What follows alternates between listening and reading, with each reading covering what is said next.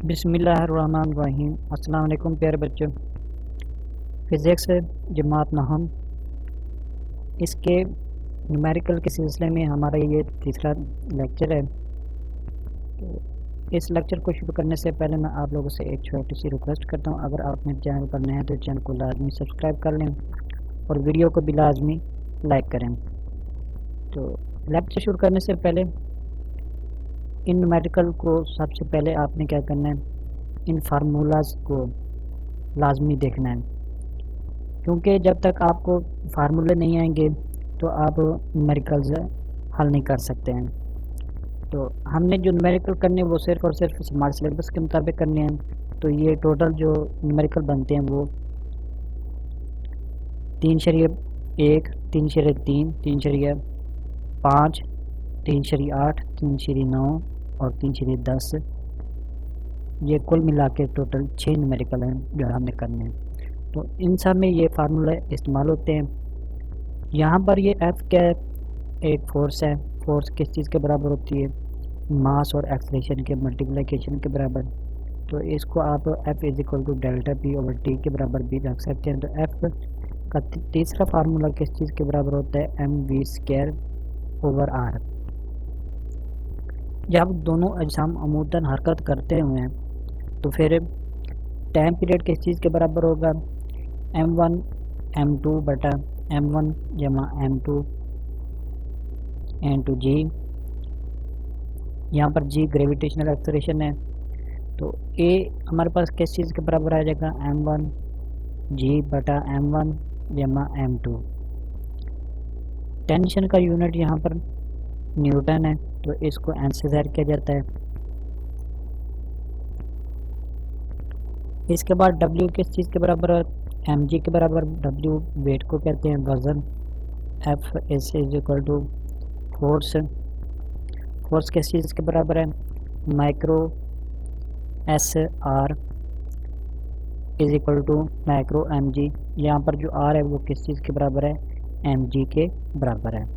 जब एक जिस्म अमूदन और दूसरा उफ़क़ी सिमत में हरकत करे तो इसके लिए कौन सा फार्मूला इस्तेमाल होगा, इनके एक जिस्म अमूदन की तरफ हो, सीधा ऊपर की तरफ हो, जबकि दूसरा जो है वो उफ़क़ी हालत में हो, तो इसमें हम कौन सा फार्मूला इस्तेमाल करेंगे, T is equal to m1 m2 बटा m1 प्लस m2 इंटू जी।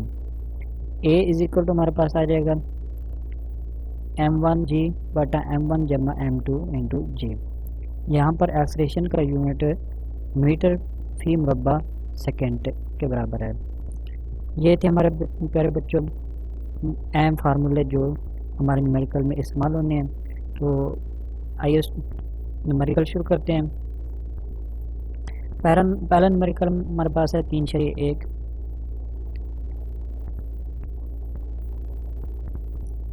बीस न्यूटन की एक फोर्स एक जिस्म को 2 मीटर फी सेकेंड के एक्सेलरेशन से हरकत देती है, तो जिस्म का मास हमने मालूम करना है। ये पहले ऑलरेडी लोअर बोर्ड में भी आ चुका है और गुजरा वाला बोर्ड में भी आ चुका है। अब हमारे पास फोर्स कितनी है, 20 न्यूटन है, जबकि एक्सेलरेशन हमारे पास कितना है, 2 मीटर फी सेकेंड है। तो हमने क्या करना है, जिस्म का मास मालूम करना है।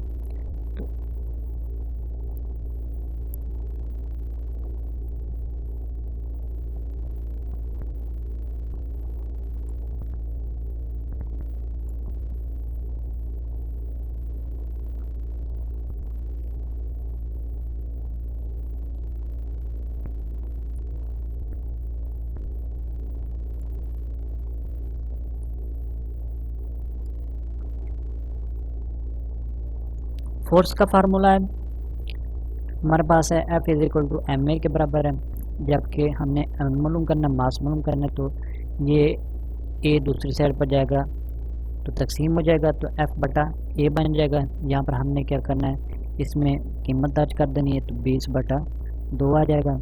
M हमारे पास कितने के बराबर आ गया, 10 किलो के बराबर। यानी कि हमने इस फार्मूले में क्या करना है, कीमतें दर्ज कर देनी। फोर्स का फार्मूला क्या है, एम ए के बराबर है।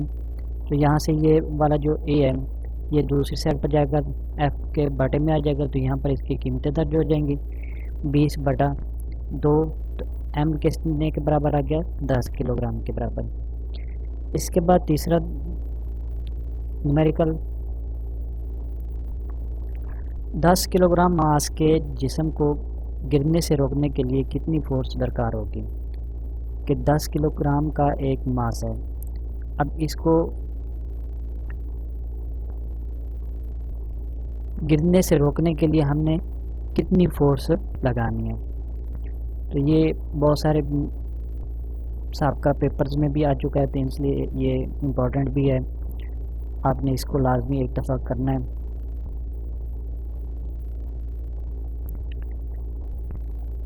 यहाँ पर देखें मास हमारे पास कितने के बराबर है, 10 किलोग्राम के बराबर, जबकि जी यहाँ पर ग्रेविटेशनल एक्सेलरेशन है। तो क्योंकि इसकी कीमत फिक्स होती है, तो इसको हमने किसके बराबर लेना है, 10 मुरब्बा मीटर फी सेकंड। तो एफ का फार्मूला बराबर होता है mg के बराबर। हमने फोर्स मालूम करनी है, तो इसमें कीमतें दर्ज कर देनी है। जहाँ पर m है वहाँ पर हमने 10 दर्ज कर दिया, और जहाँ पर mg है वहाँ पर हमने 10 दर्ज कर दिया। तो हमारे पास आ जाएगा फोर्स 10 न्यूटन। सिंपल सा छोटा सा मुख्तसर सा सवाल है। इसके बाद 3/5 स्मार्ट सिलेबस के मुताबिक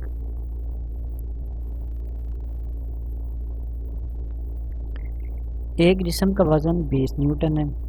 एक जिस्म है उसका वज़न कितना है, 20 न्यूटन है। तो इसका किस एक्सेलरेशन से उसको सीधा ऊपर की तरफ ले जाना है, 2 मीटर फी मुरब्बा सेकंड। तो इस पर कितनी फोर्स की ज़रूरत होगी।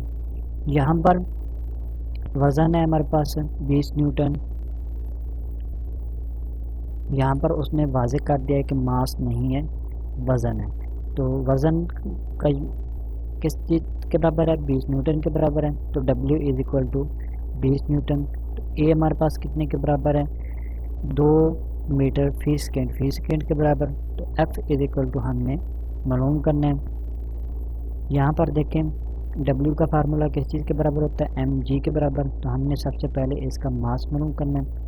तो m बराबर आ जाएगा W/g। ये वाला g जो है दूसरी तरफ जाएगा तो तकसीम हो जाएगा, तो W/d बन जाएगा। इस तरह ये बराबर आ जाएगा हमारे पास से 20/10 के। अगले स्टेप में हमने क्या करना है, इसको तकसीम कर देना है। तकसीम करने के बाद हमारे पास ये इसका m की कीमत आ जाएगी। अब m की कीमत हमारे पास आ गई, तो यहाँ पर हमने क्या करना है, सिंपल फार्मूला इस्तेमाल करना है f का। F = ma के बराबर है। इसमें कीमतें दर्ज कर दें, तो ये 4 न्यूटन के बराबर बन जाएगा। F की कीमत कितनी हमारे पास आ गई, 4 न्यूटन आ गई।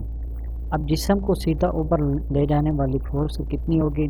सबसे पहले तो ये वज़न होगा, और इसमें आपने क्या करना है, F जो हमने निकाला है मास को उठाने के लिए, ये आपस में जमा हो जाएंगे। तो कितना बन जाएगा, F = 20 + 4, तो 24 न्यूटन फोर्स दरकार होगी जिस्म को ऊपर की तरफ ले जाने के लिए।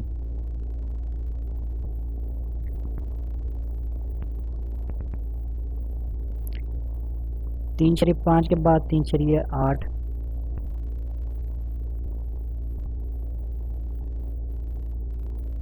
स्मार्ट सिलेबस के मुताबिक किसी जिस्म के मोमेंटम में 22 न्यूटन की तब्दीली पैदा करने के लिए 20 न्यूटन की फोर्स को कितना वक्त दरकार होगा।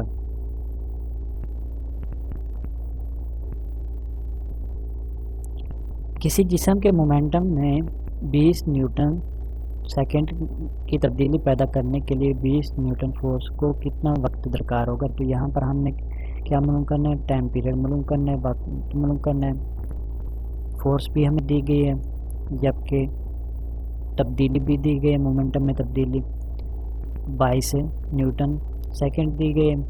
यहाँ पर मोमेंटम में तब्दीली इसको हमने डेल्टा पी से ज़ाहिर कर लेना है, डेल्टा पी से शो कर लेना है। तो ये बराबर आ जाएगा हमारे पास 22 न्यूटन के बराबर। अब यहाँ पर एफ जो हमारे पास है वो कितने के बराबर है, 20 न्यूटन के बराबर है। तो हमारे पास फार्मूला है F is equal to delta p over t. तो हमने क्या करना है, टी मालूम करना है। तो टी इज इक्वल टू आ जाएगा हमारे पास डेल्टा पी ओवर एफ। यहाँ पर ये थोड़ी सी मिस्टेक है, तो ये टी की बजाय आप इसको एफ कर लें, क्योंकि ये वाला जो एफ है नीचे जाएगा बटे में, तो डेल्टा पी ओवर एफ है। तो इसमें कीमतें दर्ज कर दें। डेल्टा पी की कीमत कितनी थी, 22 थी, तो यहाँ पर आपने 22 दर्ज कर देना है और बटे में आपने 20 दर्ज कर देना। और टी हमारे पास कितना आ जाएगा, 1.6 सेकेंड आ जाएगा। इसके बाद 3.9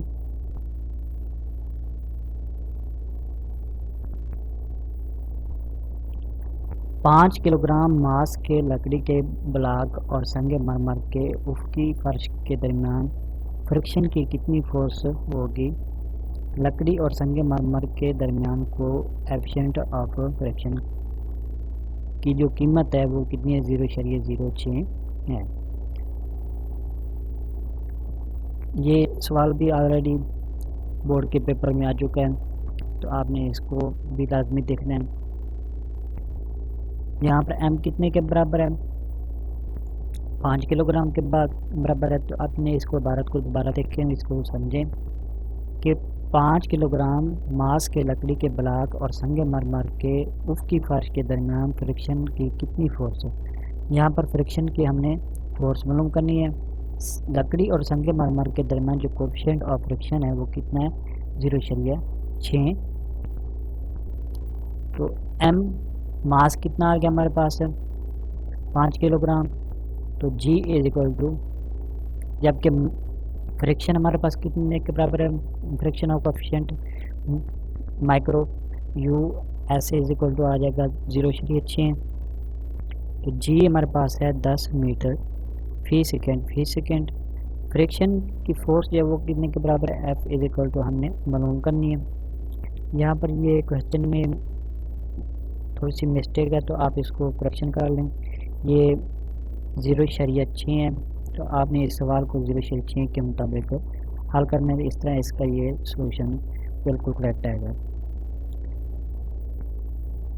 फ्रिक्शन फोर्स कितने के बराबर है, एफ इज इक्वल टू हमने मालूम करनी है। एफ का फार्मूला यानी कि फ्रिक्शन का फार्मूला किस चीज़ के बराबर होता है, माइक्रो डर आर। तो यहाँ पर आर जो है उसकी कीमत किस चीज़ के बराबर होती है, यहाँ पर देखें आर किस चीज़ के बराबर होता है, एम जी के बराबर होता है। तो आप F is equal to 0.6 into m, जहाँ पर मास है वहाँ पर उसकी वैल्यू आ जाएगी, जहाँ पर जी है वहाँ पर उसकी वैल्यू आ जाएगी। तो एफ इज इक्वल टू हमारे पास आ जाएगा 30 न्यूटन। इन सब को आपने क्या करना है, मल्टीप्लाई कर देना है। यहाँ पर दोबारा देख लें, फोर्स ऑफ फ्रिक्शन जो है वो किस चीज़ के बराबर होता है, एफ़ के बराबर होता है। तो F is equal to micro R, यहाँ पर आर की वैल्यू किस चीज़ के बराबर है, एम जी के बराबर है। यहाँ पर एम जी दर्ज करते हैं। अब इसके बाद क्या करना है, जहाँ पर ये एम है वहाँ पर एम की कीमत दर्ज कर दें, जहाँ पर जी है वहाँ पर आप जी की कीमत दर्ज कर दें। उसके बाद यहाँ पर माइक्रो की कीमत कितनी दी हुई है, 0.6 दी हुई, तो यहाँ पर 0.6 दर्ज कर दें और इन सब को आप मल्टीप्लाई करेंगे तो जवाब हमारे पास आ जाएगा F is equal to 30 newton. प्यारे बच्चों, ये था हमारा आज का लेक्चर।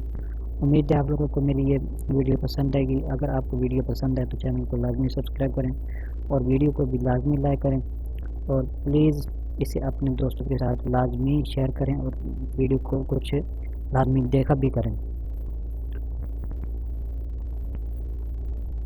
मुझे अपनी दुआ में याद रखिएगा। अस्सलाम, अल्लाह हाफ़िज़।